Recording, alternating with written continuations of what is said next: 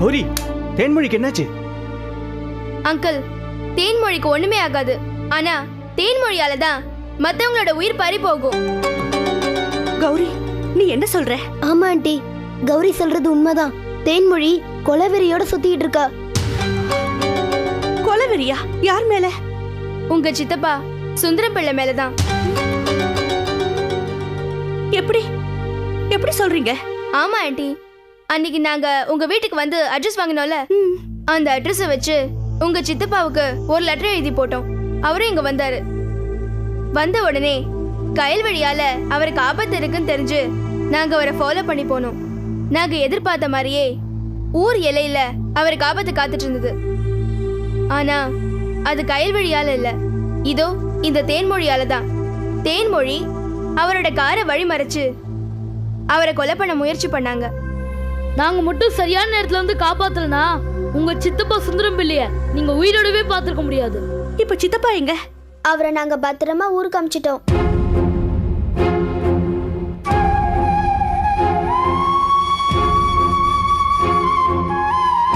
இந்த தேனி ஏன் இப்படி இருக்கா?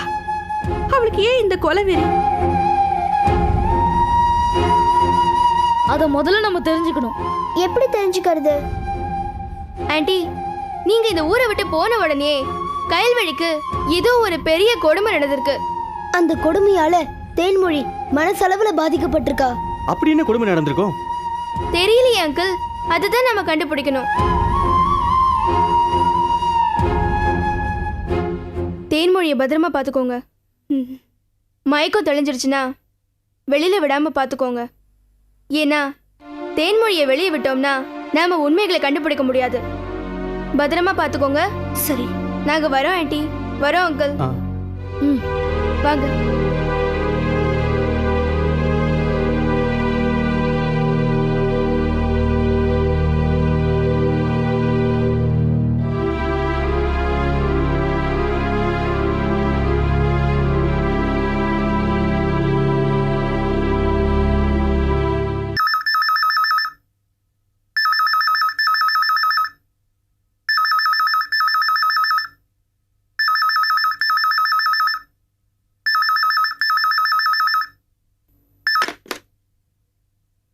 ஹலோ, யாரு? அண்ணே, நான் சுந்தரம் பேசுறேண்ணே. என்னப்பா, நல்லபடியா ஊரு போய் சேர்ந்தியா? அண்ணே, என்ன ஆசையோட வந்தவன வந்த கார்லயே திருப்பி அனுப்பிச்சிட்டேன்னு அண்ணன் மேல கோவமா? அண்ணே, நீங்க என்ன திருப்பி அனுப்பிட்டீங்கன்னு கோவப்பட்டு நான் இந்த போனை பண்ணலண்ணே. நீங்களும் அண்ணியையும் அம்மாவையும் கூட்டிட்டு இங்கேயே வந்திருக்கேன்னு கெஞ்சி கேட்கறதுக்காக தானே போனை பண்ணேன். நீ என்ன சொல்ற? அண்ணே, இப்படி பாசமா கூப்பிடுறதுக்கு கடைசி வரைக்கும் நீங்க என் கூட இருக்கணும்ண்ணே. டேய், உனக்கு என்னடா ஆச்சு? எப்படிலாம் பேசுற? சொல்லுடா. அண்ணே, நேற்று நீங்க திருப்பி அனுப்பி நான் கார்ல வந்துகிட்டு இருந்தப்போ நம்ம தேன்மொழி என் காரை வழிமறிச்சானே. வழிமறிச்சு என் பாட்டிக்கு உடம்பு சரியில்லை, உடனடியா ஆஸ்பத்திரிக்கு போனோம். கார்ல ஏத்திக்க முடியுமான்னு கேட்டானே. சரி, அப்புறம் என்ன நடந்துச்சு?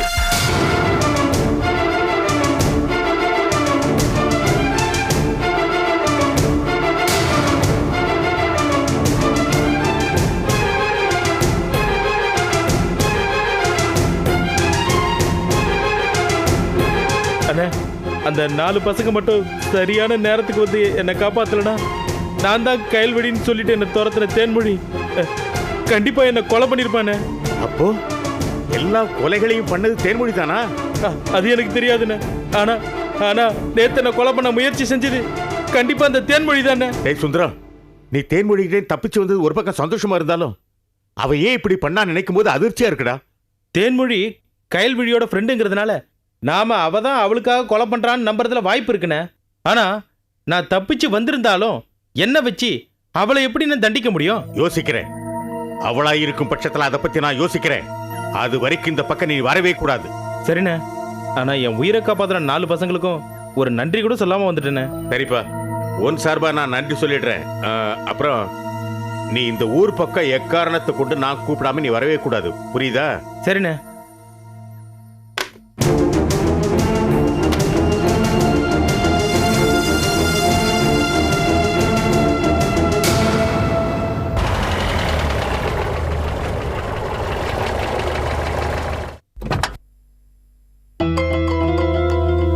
கௌரி, கௌதம், சந்தியா, பாலு, 4 பேர் இந்த வீட்டுக்கு வந்தாலும் வந்தாங்க, என்னை தேடி யாரும் வீட்டுக்கு வர்றதில்ல. அடடே சங்கர பிள்ளையா, வாப்பா வாப்பா. இருக்கட்டும். எப்படி இருக்கீங்க சின்னம்மா? நல்லா இருக்கேப்பா. அம்மா எப்படி இருக்காங்க? நல்லா இருக்காங்க சின்னம்மா. சந்தோஷப்பா. வாங்கப்பா வாங்க. உங்களை பார்த்து நன்றி சொல்லிட்டு போகலான்னு தான் வந்திருக்கேன். நன்றியா? இவங்களுக்கா? இவங்களுக்கு எதுக்கு நன்றி? என்ன சின்னம்மா இப்படி கேக்குறீங்க? உங்களுக்கு விஷயமே தெரியாதா? எனக்கு ஒரு விஷயம் தெரியாதப்பா. ஏ பசங்களா, அன்னைக்கு பணத்தை கண்டுபிடிச்ச மாதிரி வேற எதுவும் கண்டுபிடிச்சிங்களா? நான் சொல்றேன் சின்னம்மா, அன்னைக்கு பணத்தை கண்டுபிடிச்ச இவங்க ஒரு உயிர் பணமாகறத தடுத்திருக்காங்க. என்னப்பா சொல்ற? நேத்து சுந்தரம் பிள்ளை இங்க வந்திருந்தாமா. என்னது? அவனை நீதான் வரக்கூடாதுன்னு சொன்னியே, அப்புறம் எப்படி வந்தா? விடுவாள் அந்த கைல்விழி நான் எழுதின மாதிரியே ஒரு லெட்டர் எழுதி அவனை இங்க வரவழைச்சிருக்கா. இல்ல அங்கிள், உங்களை மாதிரி லெட்டர் எழுதி போட்டது நாங்க தான்.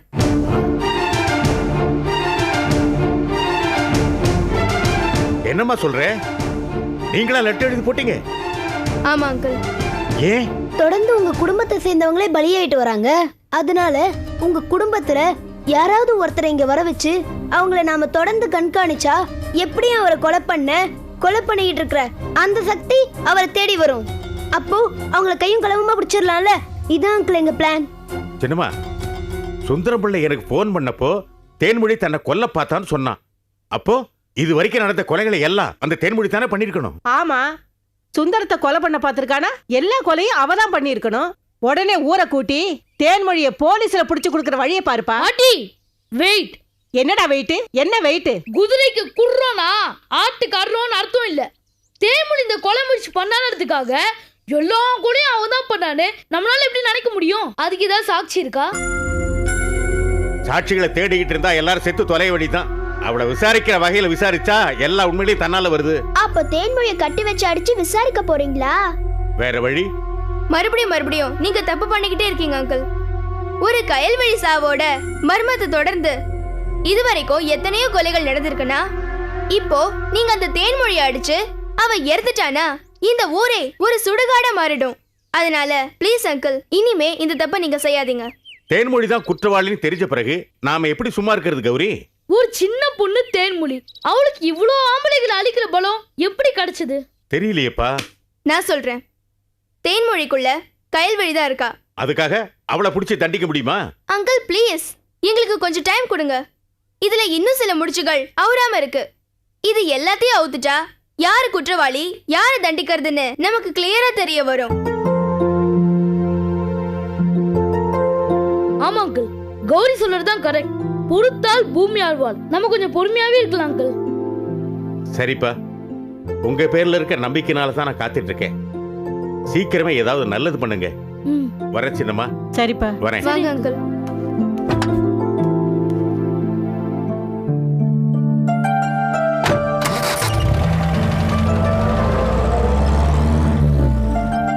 பசங்களா வாங்க உள்ள போலாம், டிபன் சாப்பிடலாம்.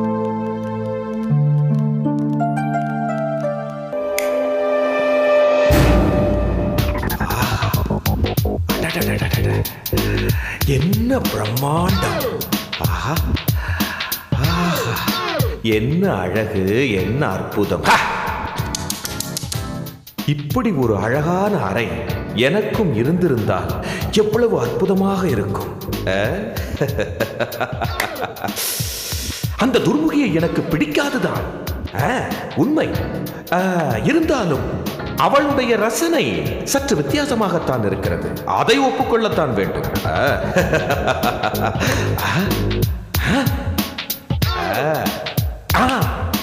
அது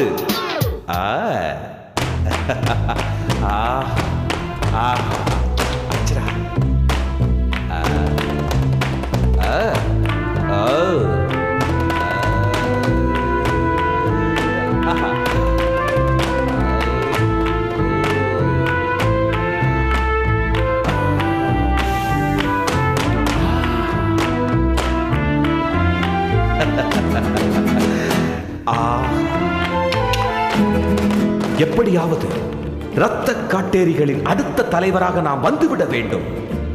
அப்படி வந்ததும் இதே அறையில் இதே ஆசனத்தில் அமர்ந்து அந்த துர்முகியை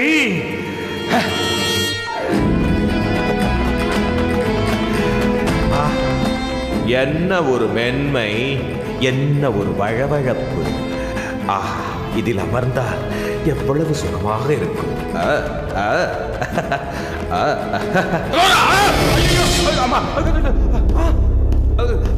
இந்தாங்க பூ. அதற்குள் தலைவன் பதவிக்கு ஆசைப்படுகிறாயா? இல்லை மொகாம்போ, உங்களுடைய ஆசனத்தை துடைத்து சுத்தப்படுத்தி தூய்மைப்படுத்திக் கொண்டிருந்தேன்.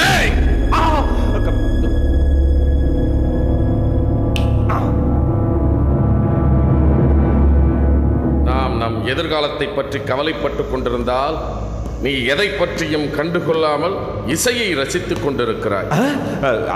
அது அப்படி இல்லை மொகாம்போ. நம்முடைய புது எதிரி மூசா வந்ததிலிருந்து நானும் கவனித்துக் கொண்டே இருக்கிறேன். உங்களுடைய மனநிலையே சரியில்லை. ஆகவே இந்த மனித வேட்டைக்கு நீங்கள் விடுமுறை விட்டு. மனித வேட்டைக்கு விடுமுறையா? கேலி கூத்து. அதுவும் அந்த வார்த்தையை நீ சொல்லலாமா? நானும் வந்ததிலிருந்து கவனித்துக் கொண்டுதான் இருக்கிறேன். நாம் நாவலூருக்கு வந்ததிலிருந்து நீ ஒரு மனிதனின் ரத்தத்தை கூட குடிக்கவில்லை. ஆமாம், இல்லை, ஒரே குழப்பமாக இருக்கின்றது. ஏதோ மனிதர்களை கடித்து கடித்து உன் கோரை பற்கள் கூர் தேய்ந்தது போல் அல்லவா பேசுகிறாய்?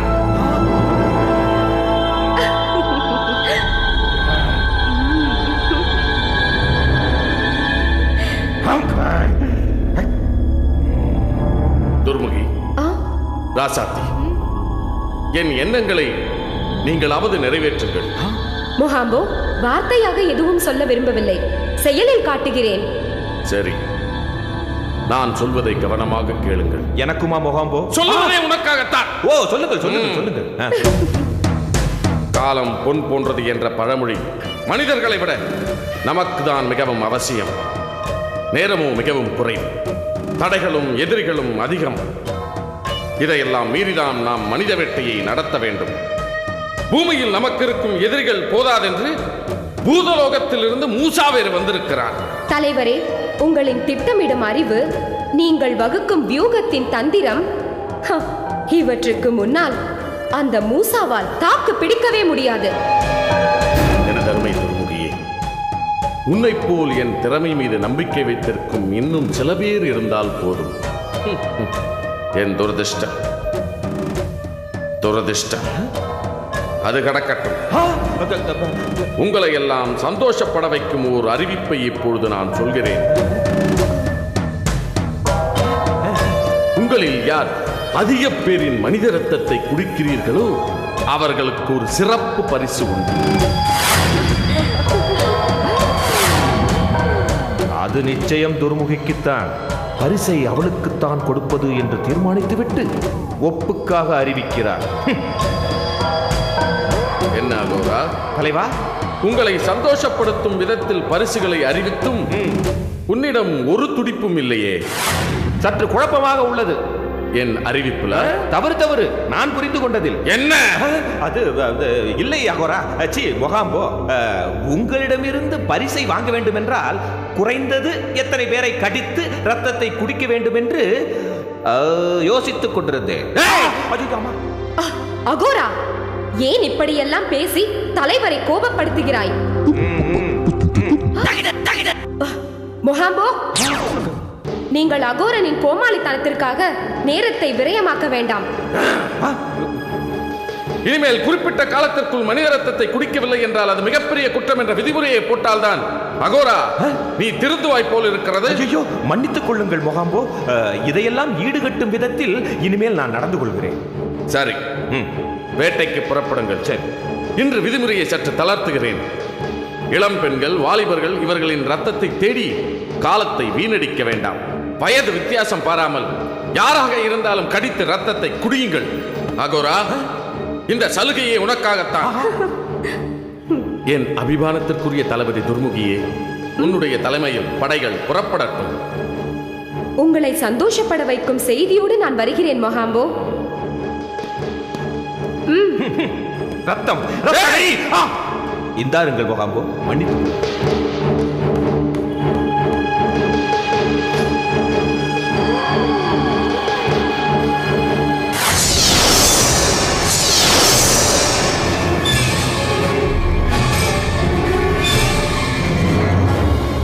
இருட்டு மனிதர்கள்ங்கிற அந்த இரத்த காட்டேரிகள் எந்த நேரமும் ஊருக்குள்ள வரலாம். இந்த நாவலூர் மக்கள் எந்த கவலையும் இல்லாம நிம்மதியா இருக்காங்க. அந்த நிலைமை நீடிக்கணும்னா ரொம்ப கவனமா இருந்து நான் அவங்கள தடுக்கணும்.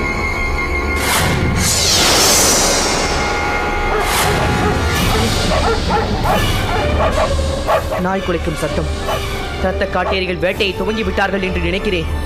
அவர்கள் ஒருவரை கூட கடித்து விடக்கூடாது.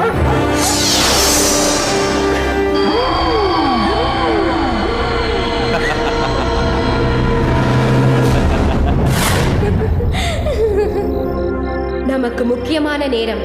கவனமாகவும் அதே சமயம் எச்சரிக்கையாகவும் செயல்பட வேண்டும். நேற்று வரை நம்மை பற்றி யாருக்கும் தெரியாது. ஆனால் இப்பொழுது புது எதிரியாக மூசா முளைத்திருக்கிறான். வேட்டையாடும் நேரத்தில் சொற்பொழிவா? ஒன்றுமே சாதிக்காத நீயே பேசும்பொழுது தளபதி பொறுப்பில் இருக்கும் நான் பேசக்கூடாதா? ஏதோ ஒரு வாலிபனை மயக்கி ரத்தம் குடித்ததை பெருமையாக நினைத்துக் கொண்டிருக்காதே. தாமதமாக ஆரம்பித்தாலும் நான் ரத்தம் குடிக்கப் போகும் மனிதர்களின் எண்ணிக்கை மளமளவென அதிகரிக்கப் போகின்றது பார். யாரையாவது ஒருவரை கடித்து ரத்தம் குடித்துவிட்டு பேசினாலாவது உன் முட்டாள்தனத்தை சகித்துக் கொள்ள முடியும்.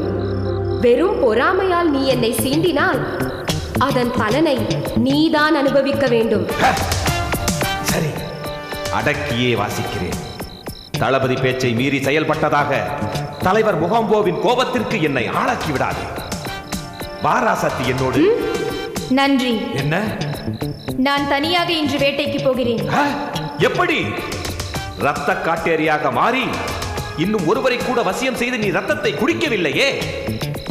மீன் குஞ்சுக்கு நீந்த கற்றுக் கொடுக்க வேண்டும் என்று அவசியமில்லை என்பது உண்மையானால் உங்களைப் போல முழுமையான இரத்த காட்டேரியாக மாறிவிட்ட எனக்கு எதற்கு வழிகாட்டியும் எதற்கு பயிற்சியும்? முன்பு ரத்தம் கொடுத்தேன், இப்போது ரத்தம் எடுக்கப் போகிறேன். தளபதி துர்முகியின் ஆலோசனைகளை எனக்கு போதும். நேற்று வந்த ராசாத்தி கூட என்னுடன் வரமறுக்கிறார். பெண்களின் ஆதிக்கம் மனித இனத்தில் மட்டும்தான் என நினைத்தேன். அது தவறு போல் இருக்கின்றதே. என்ன முணுமுணுப்பு?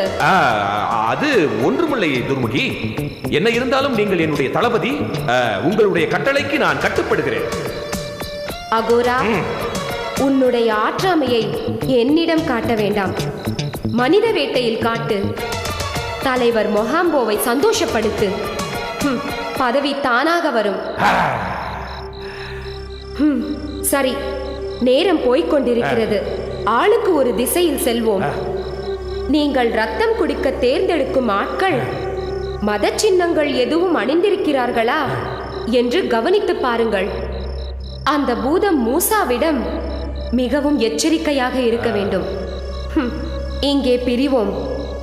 மீண்டும் நமது இடத்தில் சந்திப்போம்.